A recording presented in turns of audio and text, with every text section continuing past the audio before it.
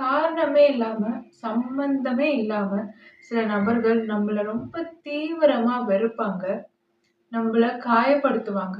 காயப்படுத்துறதுக்கு வாய்ப்பு கிடைக்குமான்னு தேடிட்டு இருப்பாங்க. அப்படி கிடைச்சிருதுன்னா, அத தவற விட மறக்கவே மாட்டாங்க. ஸோ ஏன் இந்த மாதிரி சில நபர்கள் நம்ம வாழ்க்கையில வராங்க? ஏன் அப்படி அவங்க மாறுறாங்க? அப்படின்னு தெரிஞ்சுக்கணுமா? இத கேளுங்க. நீங்க குண்டலினி ப்ராசஸ் பண்ணியிருப்பீங்க. உங்களுடைய 11 வயதுல, அடாலசென்ஸ் ஏஜ்ல. அப்போ உங்களோட சிஎஸ்எஃப் கீழ இருந்து மேல ஏறி பிரெயின டச் பண்ணியிருக்கும். அப்புறம் பைனியல்ல ஒரு ஹோல் வந்திருக்கும். உங்க பாடி ஹீட் ஆயி கெமிக்கலி ஒரு செயின் ரியாக்ஷன வந்து அது ட்ரிகர் பண்ணி, இங்க ஒரு ஹோலும் வரும். அண்ட் தென் பைனியல் சுரக்க ஆரம்பிச்சிருக்கும். அதுக்கப்புறம் உங்களுடைய லங்ஸ்ல நல்லா ஹீட் வரும். காந்தத்தன்மை அதிகமாகும். அப்படியே போக போக உங்களுடைய எலக்ட்ரோமேக்னெட்டிக் ஃபீல்டும், ஆராவும் இன்க்ரீஸ் ஆயிட்டே போகும். கிட்டத்தட்ட அந்த சமயத்துல உங்க உடம்புல இருந்து ரேடியேஷன்ஸ் வெளிப்படும். நீங்க ஒரு அணு உலை மாதிரி இருப்பீங்க. உடம்பு ஹீட்டா இருக்கும். அந்த டைம்ல சில பேருக்கு வியாதிகள் வந்தும் சரியாயிருக்கும். சரி. இதுக்கும் உங்கள மனுஷங்க நடத்துறதுக்கும் சம்மந்தம் இருக்கா அப்படின்னு கேட்டா இருக்கு. நம்மளுடைய உடல் ஒரு கெமிக்கல் ப்ரோக்ராம். இந்த உடலே வந்து கெமிக்கலால செய்யப்பட்ட ஒரு ரொபாட் மாரி. அப்படி இருக்கும்போது மற்றவங்களோட தான் அப்படிதானே? அவங்க நமக்கு எதிர்க்க வந்து நிக்கும்போது, இங்க எப்பவுமே கெமிக்கல் ஈக்விலிபிரியம், எனர்ஜி ஈக்விலிபிரியம் நடந்துகிட்டே இருக்கும். அதுதான் அலைன்மென்ட். அப்போ நம்ம எதிர்க்க அவங்க நிக்கும்போது, நம்மளுடைய வைப், நம்மளுடைய ஃப்ரீக்வன்சி, நம்மளுடைய ரேடியேஷன்ஸ் அவங்களுக்கு ஒத்து வரல அப்படின்னா, அது ஒரு கெமிக்கல் ரியாக்ஷனா அவங்களுக்கு ட்ரிகர் பண்ணும். அதனால அவங்க வித்தியாசமா நடந்துப்பாங்க. புரியிற மாதிரி சொல்லணும்னா, நம்மளோட உடம்புக்குள்ள பாக்டீரியாஸ், வைரஸ் அண்ட் பாரசைட்ஸ் இருக்கும். நம்ம ஒரு சின்ன சின்ன கெமிக்கல் என்டிட்டிஸோட மொத்த குவியல் அப்படின்னே சொல்லலாம். இந்த எவல்யூஷன்ல உயிர் சங்கிலியில நீங்க பார்த்தீங்கன்னா, மனிதன் தான் எவால்வ் ஆகி மேல இருப்பான். சின்ன சின்ன என்டிட்டிஸ்லாம் கீழ இருந்து வரும். ஸோ இதனுடைய மொத்த குவியல் தான் கெமிக்கல் ப்ரோக்ராம்ஸ் தான் வந்து கர்மிக் ப்ரோக்ராம், கெமிக்கல் ப்ரோக்ராம் எப்படி வேணா எடுத்துக்கலாம். அதோடைய மொத்த குவியல் தான் ஒரு மனித உடல். ஸோ இந்த இயங்கியல் எப்பவுமே சமநிலைய கடைப்பிடிக்க தவறுனதே கிடையாது. அப்படி இருக்கும்போது ஒரு ரூபாய் நோட்டு, ஒரு 1000 ரூபாய் தாள நாம அச்சிடுறோம்னு சொன்னா, அப்ப என்ன பண்ணுவோம்? அதுக்கு நிகரான சில்லறைகள் முதல்ல இருக்கா அப்படின்றத பார்ப்போம், அச்சிடுவோம். இல்லையா? அதே மாதிரி தான் இந்த உடல். ஒரு உடல்னா அதற்கு சரிசமமான அளவுல இந்த இயங்கியல்ல முழுக்க முழுக்க ஜீவராசிகள் இருக்கணும். அப்படி பார்க்கும்போது ஒரு உடலுக்குள்ள பார்த்தீங்கன்னா, நெறைய பாக்டீரியாஸ், வைரஸ் அண்ட் பாரசைட்ஸ் இருக்கும். நம்ம ஸ்கின்லயுமே இருக்கும். அப்படி இருக்கும்போது, அதுதான் நாம ஆசிட்ன்னு சொல்றோம். தரவுகள், டேட்டா அப்படின்னு சொல்றோம். ஒரு பாக்டீரியா ஒரு என்டிட்டிக்குள்ள நுழைஞ்சா, அதுதான் அவங்களுடைய டெசிஷன் மேக்கிங்ல இருந்து, அவங்க யோசிக்கிற தன்மையில இருந்து எல்லாத்தையுமே இதால கண்ட்ரோல் பண்ண முடியும். இத பத்தி நீங்க தெளிவா தெரிஞ்சுக்கணும்னா, பிளாக் மேஜிக் அப்படின்னு ஒரு வீடியோ போட்டிருக்கேன். அத போய் பாருங்க. அப்போ ஒவ்வொரு மனுஷனுக்குமே ஒரு செட் ஆஃப் டேட்டா தரவுகள் இருக்கும். அதே மாதிரி உங்களுக்கு எந்த அளவுக்கு ஆசிட் ஒவ்வொரு பஞ்சேந்திரியங்கள்லயும் இருக்கோ, அந்த மாதிரியான ஒரு கெமிக்கல் ப்ரோக்ராமா தான் நீங்க இருப்பீங்க.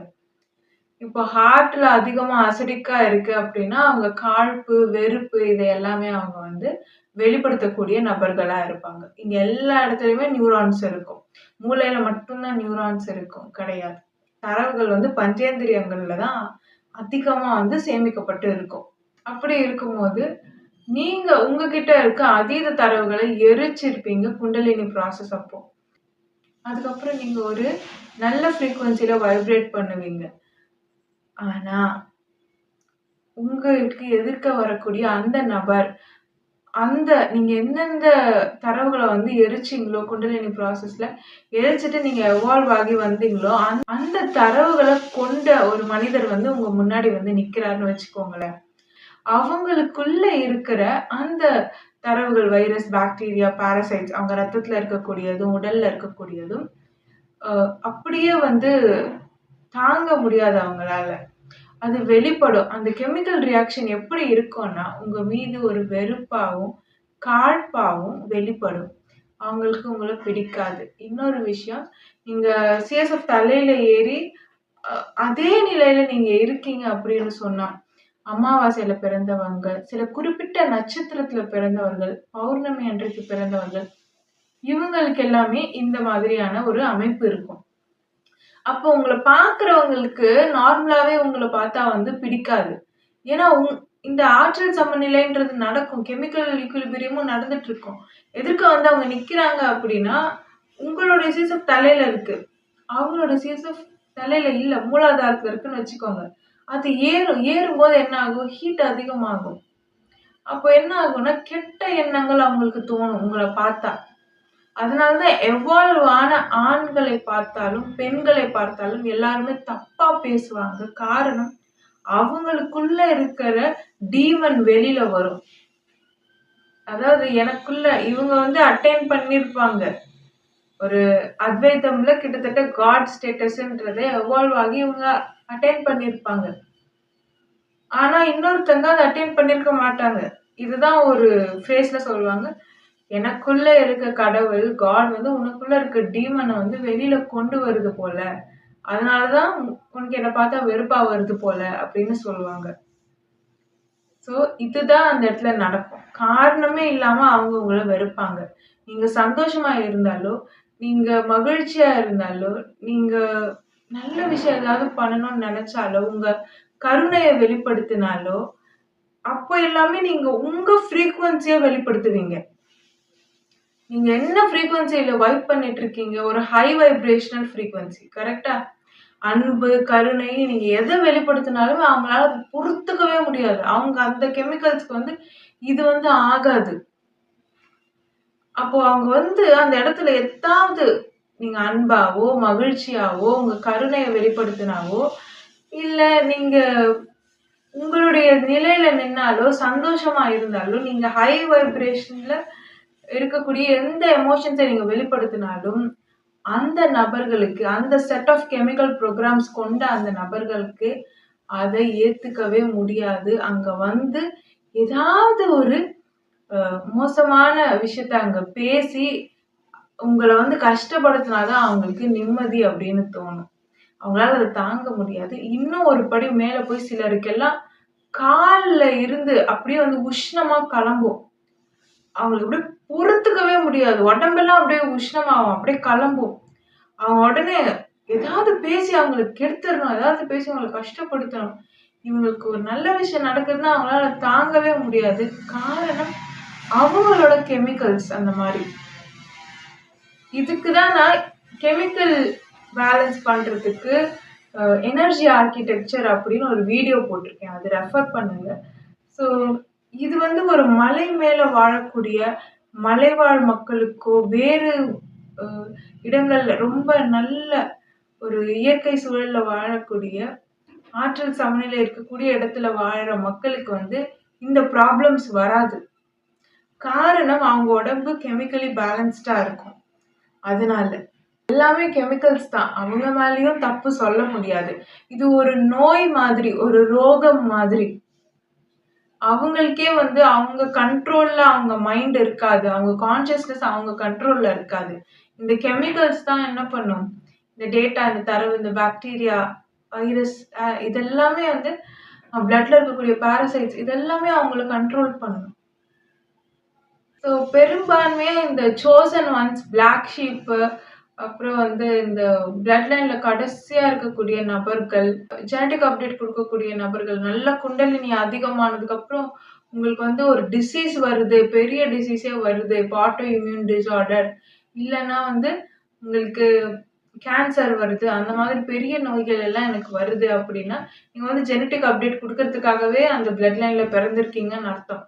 அப்படி இருக்கிற மக்களுக்கெல்லாம் பார்த்தீங்கன்னா, கூட இருக்கிற ஃப்ரெண்ட்ஸு எல்லாருமே திடீர்னு வந்து அவங்க வந்து நல்லா தான் பேசிட்டு இருப்பாங்க. மத்தவங்க கிட்டலாம் நல்லா பேசுவாங்க. நம்ம கிட்ட வந்தா மட்டும் அவங்களால வந்து அப்படி இருக்க முடியாது. அவங்க கேரக்டர் மாறும். வேற மாதிரி அவங்கள தாங்க வெளிப்படுத்திப்பாங்க. இதெல்லாம் வந்து இந்த கெமிக்கல் ரியாக்ஷனால தான் நடக்குது. ஒரு டைம் நீங்க உங்களுடைய அந்த குணத்திலேயே நீங்க நிக்கிற வரைக்கும் அவங்க வந்து உங்கள தொல்ல குடுத்துக்கிட்டே இருப்பாங்க.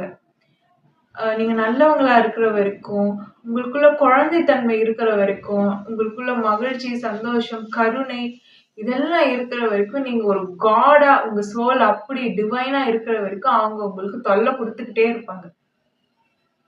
ஒரு க்ஷணம் அதெல்லாம் விட்டுட்டு நீங்க அவங்கள மாரி மாறிடுங்களேன். அதுக்கப்புறம் உங்ககிட்ட அவங்களுக்கு எந்த ப்ராப்ளமுமே இருக்காது. அவங்க ரொம்ப கம்ஃபர்டபுளா இருப்பாங்க. அவங்களோட நீங்களும் சேர்ந்துட்டு மத்தவங்க வாழ்க்கைய கெடுக்கலாம், தப்பா பேசலாம், புரளி பேசலாம். கெட்ட விஷயங்கள், சிறுமையான விஷயங்கள் பல செய்யலாம். அப்போ அவங்க உங்கள தொந்தரவு பண்ணவே மாட்டாங்க. இதுதான் ஊரோட ஒத்து வாழ்றது. ஊரோட ஒத்து வாழணும்னா, உங்க ஆன்மாவ நீங்க அடகு வைக்கணும். ஆமா, லோ ஃப்ரீக்வென்சி வைப்ல போயிடும். இல்ல, நான் அந்த மாதிரியான லோ ஃப்ரீக்வென்சி வைப்ல இருக்கக்கூடிய எமோஷன்ஸ வந்து என்னால வெளியிட முடியல.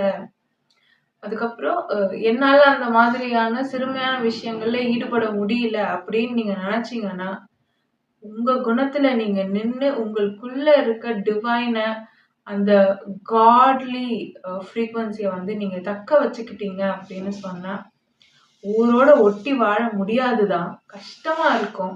பட் உங்க சோல் உங்ககிட்ட இருக்கும். நீங்க நீங்களா வாழலாம். இந்த சொசைட்டி, இந்த உலகம் எல்லாமே உங்கள அவங்கள மாரி பெரும்பான்மை யார் இருக்காங்களோ, அவங்கள மாரி தான் மாற்ற முயற்சி பண்ணும். ஆனா பெரும்பான்மை எப்பவுமே சரியா இருக்குமா அப்படின்னு கேட்டா, கேள்விக்குறிதான். மோஸ்ட்லி இந்த மாதிரி இருக்கக்கூடிய டிவைன் சோல்ஸ், தி சோசன் ஒன் இல்லன்னா பிளாக் ஷீப் இவங்க எல்லாம் பார்த்தீங்கன்னா, அன்ஹீல்டு பீப்பிள், நார்சிஸ்டிக் பீப்பிள், மோசமான சிறுமையான மக்கள வந்து அட்ராக்ட் பண்ணுவாங்க. ஏன்னா, உங்களுடைய அந்த டிவைன்னஸ் அவங்களுக்கு பிடிக்கும். நீங்க அவ்ளோ ட்ரூவா இருப்பீங்க. நீங்க அவ்ளோ உண்மையா இருப்பீங்க. சந்தோஷமா இருப்பீங்க. ஒரு லைட் இருக்கும் உங்ககிட்ட. அவங்க வந்து அந்த லைட்ட எடுத்துட்டு போயிடுவாங்க. ஸோ அதனால ஸ்டே காஷியஸ்.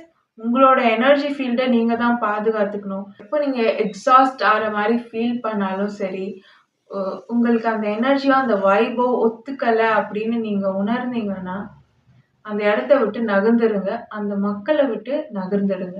நன்றி. Love is God.